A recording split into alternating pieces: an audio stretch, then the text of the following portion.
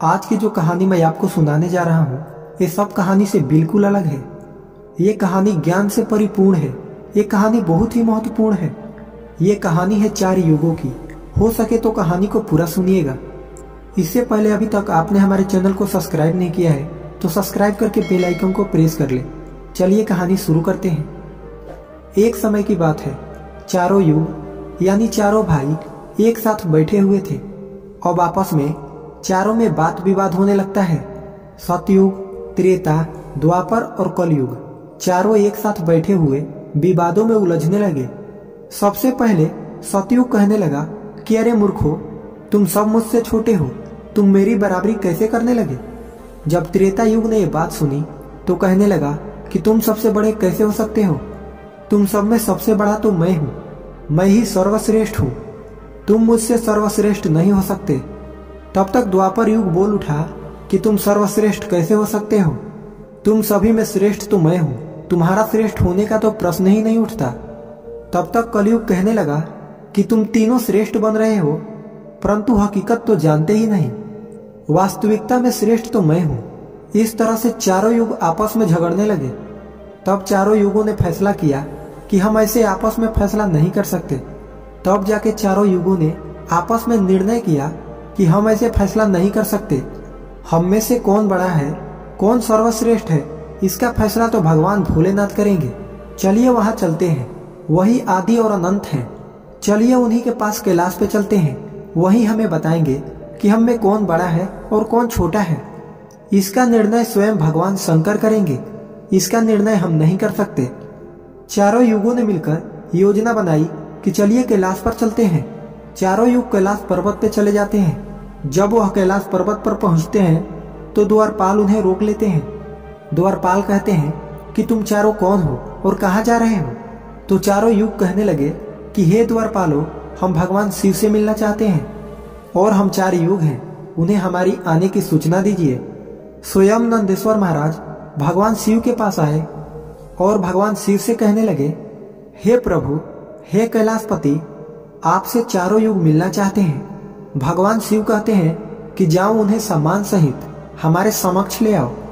भगवान नंदेश्वर चारों युगों को लेकर पहुंच जाते हैं भगवान शिव के पास। भगवान शिव ने चारों को सम्मान सहित अपने दरबार में बैठाया। चारों युग भगवान शिव को प्रणाम करते हैं। तब भगवान शिव ने चारों युगों से कहा कि आप सभी का हमारे दरबार में, हमारे कैलाश पर स्वागत है। कहो युगो, तुम्हारे आने की क्या कारण है। तुम तो स्वयं ही कालचक्र हो, तुम तो स्वयं ही समय हो, फिर ऐसा क्या कारण है कि तुम्हें हमारे पास आना पड़ा। चारों युग कहते हैं कि हे सृष्टि के रचयिता, हे भगवान शिव, हम चारों में विवाद खड़ा हो गया है और हम उस विवाद का समाधान नहीं कर पाए, इसीलिए हम आपके पास आए हैं। अब हम आपसे निवेदन करते हैं और गुहार करते हैं कि हे भगवान, आप ही हमारा फैसला करें, आप हमारा न्याय करें और हमें बताएं कि हम चारों में सबसे बड़ा कौन है, हम चारों में सर्वश्रेष्ठ कौन है। भगवान शिव कहते हैं कि इसका फैसला तो तब होगा जब आप चारों अपना अपना फैसला हमें सुनाएंगे। तब भगवान शिव सतयुग से कहते हैं कि हे सतयुग, तुम बताओ तुम कैसे बड़े हो, तुम अपने आप को सर्वश्रेष्ठ बताने की कोशिश कर रहे हो, लेकिन हो कैसे, ये मुझे बताओ। तब भगवान शिव से सतयुग कहता है कि देखिए प्रभु, मेरी आयु सबसे ज्यादा है, मैं 17 लाख वर्ष का हूँ और अन्य युग हमसे तो बहुत छोटे हैं, इसीलिए मैं इन सभी से लंबी आयु का हूँ। तब तक कलयुग बोल उठा, कहने लगा कि हे प्रभु, व्यक्ति कभी आयु से बड़ा नहीं होता, व्यक्ति तो गुणों से बड़ा होता है प्रभु, मैंने तो यही सुना है। भगवान शिव ने कलयुग के दलील को माना और सतयुग से कहा कि सतयुग, तुम इस तरह से बड़े तो नहीं हो। सतयुग कहने लगा कि हे प्रभु, मेरे युग में जो व्यक्ति हुए वो बड़े ही बलवान हुए, बड़े ही पराक्रमी हुए, वे पृथ्वी को उठा ले जाए ऐसे पराक्रमी और बलवान थे। और मेरे राज्य में, जब मेरा राज्य था तो उसमें भगवान श्री हरि विष्णु ने कई अवतार लिए। देखिए प्रभु, नरसिंह अवतार मेरे ही काल में हुआ, 12 अवतार मेरे ही काल में हुआ, मत्स्य अवतार मेरे ही शासन काल में हुआ। तब तक त्रेता युग बोल उठा कि नहीं प्रभु, क्या प्रभु श्री हरि विष्णु के अवतार होने से वो बड़े हो सकते हैं। तो प्रभु अवतार तो मर्यादा पुरुषोत्तम श्री राम का मेरे काल में भी हुआ था, जिन्होंने संसार को मर्यादा सिखाया।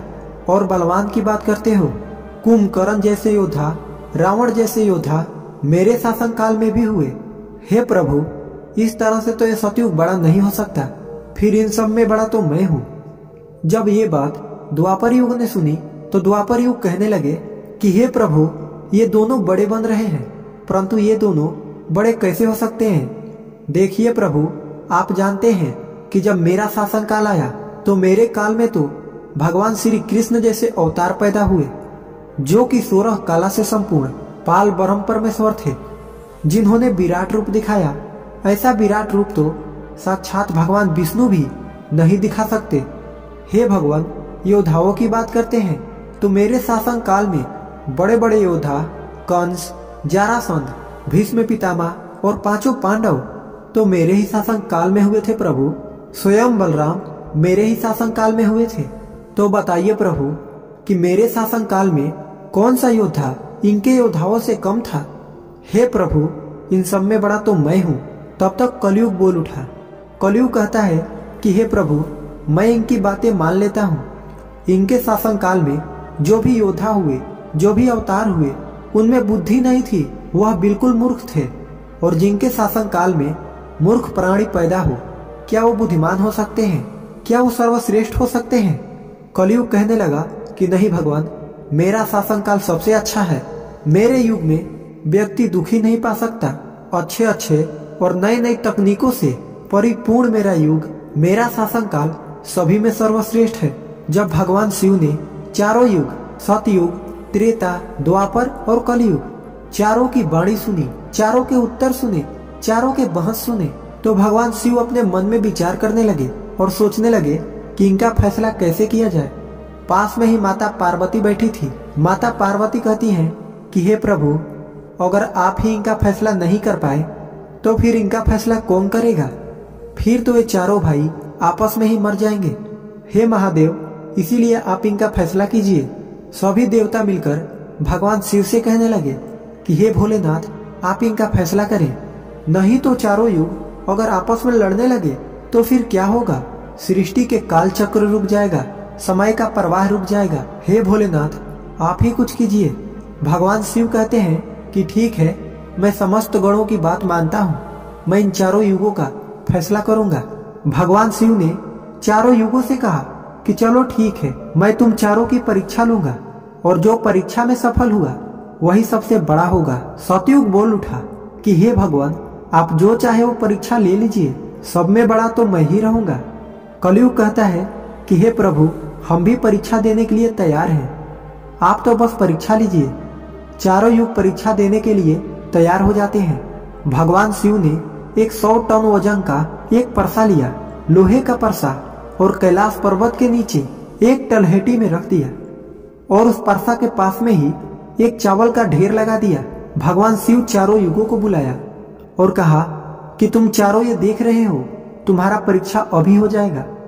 भगवान शिव सतयुग से कहते हैं कि सतयुग, मेरे 500 गण यहाँ बैठे हैं और इस परसा में रखे हुए चावल को बनाना है। इन चावलों को तुम्हारे युग का व्यक्ति ही बनाएगा और मेरे यहाँ जितने गण हैं वो सब भोजन करेंगे। भगवान शिव कहते हैं कि हे सतयुग, तुम तुम्हारे युग का व्यक्ति बनाओ और उसे भोजन बनाने के लिए भेज दो, और हम सभी लोग यहाँ खड़े होकर देख रहे हैं। जब भगवान शिव की बात सतयुग ने सुनी तो एक बहुत बड़ा बलवान योद्धा सतयुग ने बनाया और कह दिया कि जाओ बेटे, इस परसे में चावल बनाओ और बना करके भगवान शिव के इन सभी गणों को भोजन कराओ। अपने महाराज का आदेश सुन करके सतयुग का आदमी चलता है, वहां आकर के देखता है कि उस परसे का भार 100 टन से ऊपर है, हजारों मन से ऊपर का परसा है। वह तो सतयुग का व्यक्ति था, वो बड़ा ही बलवान था। उसने एक बहुत बड़ी भट्ठी खोदी।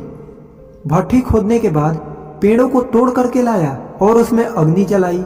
अग्नि जलाने के बाद परसे को एक हाथ से उठाया और उठा करके भट्ठी पे रख दिया और चावल उठाया और परसे में डाल दिया, पानी डाल दिया और चावल बना डाला। जब बहुत विशाल परसे में चावल बन गए तो उस व्यक्ति ने, जो सतयुग का था, समस्त गणों को बैठाया पत्तल दिया और चावलों से भोजन करा दिया।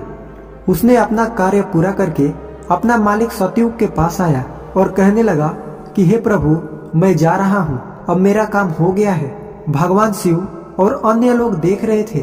भगवान शिव त्रेता युग से कहते हैं कि हे त्रेता, अब तुम अपने युग के व्यक्ति को भेजो और ये परसा जो रखा हुआ है इसे मैं अपने माया से हटा देता हूँ और दूसरा इसी के समान परसा बना देता हूँ। अब तुम अपने युग के व्यक्ति से इस चावल को बनवाओ और मेरे 500 गणों को भोजन करवाओ। तो त्रेता युग ने कहा कि ठीक है प्रभु, जैसी आपकी आज्ञा। तो त्रेता युग ने भी अपना एक महान योद्धा कुंभकर्ण जैसा बलवान प्रकट किया और उसको आदेश दिया कि जो तलहटी में नीचे हजारों टन का परसा रखा हुआ है, इसमें हजारों मन पास में जो चावल रखा है उसे बनाना है, पकाना है और जब चावल पक करके तैयार हो जाए तो इन 500 गणों को खाना खिलाना है। त्रेता युग का व्यक्ति भी बड़ा ही बलवान था। वह चलता है, उस परसे के पास आया, पास में एक भट्ठी खोदी और उस परसा को दोनों हाथों से ताकत लगाई और उठा करके भट्ठी पे रख दिया और परसे रखने के बाद अग्नि जलाई और अग्नि जलाकर उसमें चावल डाला, पानी डाला, चावल पक करके तैयार हो गए। उस त्रेता युग के व्यक्ति ने उस परसे से निकाला और निकाल करके जितने भी भगवान शिव के गढ़ थे उन सबको खाना खिलाया और भोजन करने के बाद सभी गढ़ वापस कैलाश पर्वत पे आ गए। भगवान शिव ने फिर अपनी शक्ति से उस परसे को समाप्त कर दिया। भगवान शिव अब द्वापर युग से कहते हैं कि द्वापर, ये दोनों युग अपनी अपनी परीक्षा दे चुके हैं, अब तुम्हारी बारी है। देखिए, इतना ही बड़ा परसा उस तलहटी में तुम्हें दिखाई दे रही है और हजारों मन चावल रखे हुए हैं और तुम्हें मेरे 1500 गणों को भोजन कराना है। द्वापर युग कहने लगा कि ठीक है प्रभु, आपकी जैसी इच्छा, मैं पूरा प्रयत्न करूंगा कि मेरे युग का जो व्यक्ति है आपके सभी गणों को खाना खिला सके। द्वापर युग ने भी एक भीम जैसे अवतार वाला बड़ा ही ताकतवर बलवान व्यक्ति को बना करके खड़ा कर डाला और उससे कहा कि जाइए, देखिए इस तलहटी में एक परसा रखा हुआ है, वहां रखे परसे में उस चावल को बनाना है और बनाकर इन सभी गणों को भोजन कराना है। वह व्यक्ति अपने प्रभु से कहता है कि ठीक है प्रभु, जैसी आपकी आज्ञा। द्वापर युग का व्यक्ति चलता है। उसने देखा कि परसा तो कुछ आकार में बड़ा है, उठाने में ताकत लगानी पड़ेगी, परंतु उसने भट्ठी खोदी और लकड़ियों की व्यवस्था की और उस परसे को दोनों हाथों से उठाया और उस परसे को अपनी पूरा दम लगाकर दोनों हाथों से उठाया, क्योंकि उसे सतयुग और त्रेता युग के व्यक्ति ही उठा सकते थे, तो उसे बहुत ताकत लगानी पड़ी। पूरी ताकत लगा के उसने उस परसे को उठाया और उठा करके जैसे तैसे खींच खाच कर उसे भट्ठी पे रख दिया। नीचे अग्नि लगाई, उसमें चावल डाल दिए और जब चावल पक गए तो वही तरीका उसने भगवान शिव की सभी गणों को भोजन कराया। खाना खिलाने के बाद वह द्वापर युग का व्यक्ति अपने मालिक के पास आता है और कहता है कि प्रभु, मैंने अपना काम कर दिया। द्वापर युग ने उसकी पीठ थपथपाई और कहा, शाबाश बेटे, अब तुम जा सकते हो। अब भगवान शिव कहते हैं कि हे कलयुग, अब तुम्हारा बारी है। परसा तुम देख रहे हो, उसका वजन कम नहीं होगा, उसका वजन उतना ही रहेगा, हजारों टन। लेकिन अब तुम्हें परीक्षा देनी है। तुम मानने को तैयार नहीं थे कि तुम सबसे छोटे हो, लेकिन तुमने तो माना नहीं। तुम्हारे आदमी की आयु भी मात्र 100 वर्ष है, जबकि अन्य युगों की आयु सबसे अधिक होती है। सतयुग की आयु 1 लाख वर्ष होता है, त्रेता युग में 10,000 वर्ष होती थी और द्वापर युग में 1000 वर्ष होती थी। और हे कलयुग, तुम्हारे शासन काल में तो मात्र 100 वर्ष ही हैं और तुम्हारा आदमी भी छोटा है। जब भगवान शिव की बातें कलयुग ने सुनी तो कलयुग कहता है कि प्रभु ठीक है, मैं आपका बात मानता हूँ, लेकिन आप पहले ही मुझे इस तरीके से हताश मत कीजिए प्रभु। आप तो एक न्यायकर्ता हैं, आप तो एक जज हैं। सबको मौका दिया जाए परीक्षा के लिए, आप मुझे भी परीक्षा देने का मौका दीजिए। हम भी परीक्षा देकर देखेंगे, यदि हमसे नहीं हो पाया तब जाके हम मानेंगे। भगवान शिव कहते हैं ठीक है, तुम अपना आदमी बुला लो। फिर भगवान शिव कहते हैं कि ये प्रसाद देख रहे हो, हजारों टन का है, वहाँ चावल रखा है। ये हजारों किलो टन का परसा है और इसमें इतने सारे चावल रखे हुए हैं, तुम्हारा व्यक्ति क्या करेगा? कलयुग कहता है कि ठीक है प्रभु, आप मेरा तमाशा तो देखिए। तीनों युग हंसने लगे। भगवान शिव भी उसकी बातों को सुनकर अचंभित थे। भगवान शिव सोच रहे थे कि क्या कलयुग का व्यक्ति इतने हजारों किलो टन का परसे को उठा पाएगा। कलयुग ने बड़ा ही बुद्धिमान व्यक्ति को पैदा किया। बड़ा ही तीव्र व्यक्ति था, बहुत ज्यादा सोचने वाला व्यक्ति था। सभी गुणों से संपन्न व्यक्ति को कलयुग ने पैदा किया और पैदा करके व्यक्ति से कहा कि बेटे, तुम्हें अपनी शक्ति दिखानी है, परीक्षा का समय है। यदि तुम इसमें असफल हो गए तो मैं सबसे छोटा हो जाऊंगा। वह व्यक्ति अपने महाराज से कहता है कि महाराज, इस एक परसे की बात करते हैं आप, ऐसा हजारों परसा यदि हमारे सामने हो तो भी कुछ भी नहीं कर सकते। जब उस व्यक्ति की बात तीनों युगों ने सुना तो वह हंसने लगे। कह रहे थे कि यह छोटा सा व्यक्ति जिसकी लंबाई मात्र 3 हाथ, ये क्या करेगा, जबकि हमारे युगों की लंबाई तो बहुत हुआ करती थी। ये बात तो बिल्कुल सच है। सतयुग के लोगों की लंबाई 21 हाथ थी और त्रेता युग के व्यक्ति की लंबाई स्वयं के 14 हाथ थी और द्वापर युग के व्यक्ति की लंबाई स्वयं के 7 हाथ थी और कलयुग के व्यक्ति की लंबाई स्वयं के 3.5 हाथ होती है। तीनों युग बड़ी जोर जोर से हंस रहे थे। कलयुग कहता है कि आप बस देखते रहिए, मैंने अपने लड़के को भेज दिया है। कलयुग का आदेश पा करके वह कलयुग का व्यक्ति, तीव्र बुद्धि वाला व्यक्ति, उस तलहेटी में आया। तलहेटी में आकर के उसने देखा कि परसा का वजन तो बड़ा ही विशाल है, मैं इसे उठा नहीं पाऊंगा। तो उस व्यक्ति ने दिमाग लगाया, उस परसे के नीचे मिट्टी खोदना शुरू कर दिया। परसा तो उसने हिलाया भी नहीं और उसके नीचे भट्ठी खोदकर तैयार कर दिया। लकड़ियों की व्यवस्था करने में उसे तो थोड़ा सा भी समय नहीं लगा, क्योंकि लकड़ियां वहीं रखी हुई थी। उसने उन लकड़ियों को उठा लिया और उस भट्ठी में आग जला दी। परसे में चावल डाला, पानी डाला और बस कुछ ही समय में चावल पक करके तैयार हो गए। वह कलयुग का व्यक्ति कितना दिमाग वाला था, उसने कुछ भी नहीं किया। परसे के नीचे भट्ठी खोद दी और उसमें आग जला दी, चावल को डाल दिया और चावल में पानी डाला और चावल पक भी गया। जब चावल पक गए तो भगवान शिव के गणों को एक कतार में बैठा दिया। उन गणों से कहा कि आप मेरा साथ दें और इन चावलों को आपस में परोस दीजिए। भगवान शिव के 4 विशाल गण चलते हैं और उन चावलों को बाल्टियों में भर भर के सभी गणों को परोस दिया। तब कलयुग कहता है कि अब आप सब भोजन कर सकते हैं। भगवान शिव के सभी गण खुशी खुशी भोजन करते हैं। कलयुग का मनुष्य उन 4 शेष बचे गणों को भी भोजन कराया। भोजन कराने के बाद उस परसे को साफ किया और परसा वहीं छोड़ दिया और उसका काम पूरा हो गया। वह अपने महाराज कलयुग के पास आया और आकर के कलयुग से कहा कि हे प्रभु, मैंने आपका काम कर दिया है। कलयुग बहुत खुश था। वह उसका पीठ थपथपाता है और कहने लगा, वाह, शाबाश, आपने मेरी लाज रख ली, आपने मेरी परीक्षा पास कर ली। भगवान शिव और तीनों युग देख करके अचंभित रह गए। कलयुग कहने लगा कि हे भगवान शिव, अब आप निर्णय कीजिए कि हम में से बड़ा कौन है। भगवान शिव मन में विचार करने लगे और सोच करके जवाब दिया। भगवान शिव कहते हैं कि मैंने तुम चारों की परीक्षा देखी। जब सतयुग का व्यक्ति आया तो उसने अपनी ताकत लगाई और ताकत लगा के परसे को उठा करके अग्नि पे रख दिया और स्वयं ही मेरे सभी गणों को चावल परोसी। जब त्रेता युग की बारी आई तो उस व्यक्ति ने भी बिल्कुल ऐसा ही किया। परसे को उठाया, भट्ठी पे रखी, उसमें चावल डाला, पानी डाला और उसे पकाया और सबको खिलाया। और इसी तरीके से द्वापर युग के व्यक्ति ने भी किया। परंतु तुम देखते नहीं कि मात्र 3.5 हाथ का व्यक्ति, इसकी बुद्धि देखिए कितना तीक्ष्ण, कितना विशाल परसा था। शायद उसे यह हिला भी नहीं सकता था। उसने उस परसे में चावल बना ली। मेरे इतने गण थे कि अगर वो बाल्टियों से परोसता तो वो शायद परेशान हो जाता। तो देखिए उसकी बुद्धि।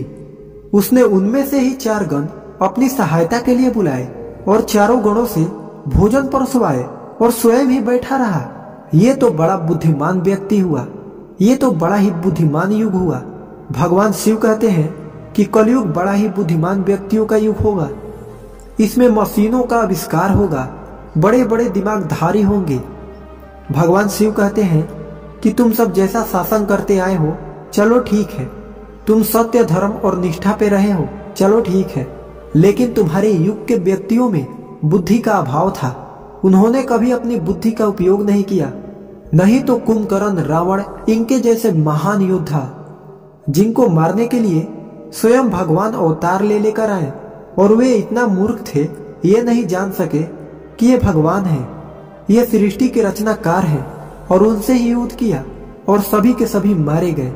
कलयुग के व्यक्तियों को देखो आप, कितना बुद्धिमान है, और आगे आने वाले युगों में, आगे आने वाले कलयुग के राज में ऐसे ही बुद्धिमान व्यक्ति देखने को मिलेंगे। तो भगवान शिव ने फैसला किया कि तुम चारों में सबसे बड़ा कलयुग होगा।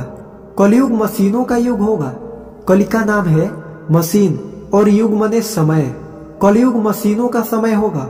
इस समय बड़े बड़े मशीनों का आविष्कार होगा, जो कि सतयुग, त्रेता युग और द्वापर युग में नहीं हो पाएगा। भगवान शिव की बात सुनकर के वह चारों युग भगवान शिव की बात मान लेते हैं, और चारों युग अपने अपने धामों को, अपने अपने शासनों को और अपने अपने राज्यों को लौट जाते हैं। तो आपने देखा कि कैसे भगवान शिव ने चारों युगों का फैसला किया। हम आशा करते हैं कि आपको इस कहानी से बहुत कुछ सीखने को मिला होगा।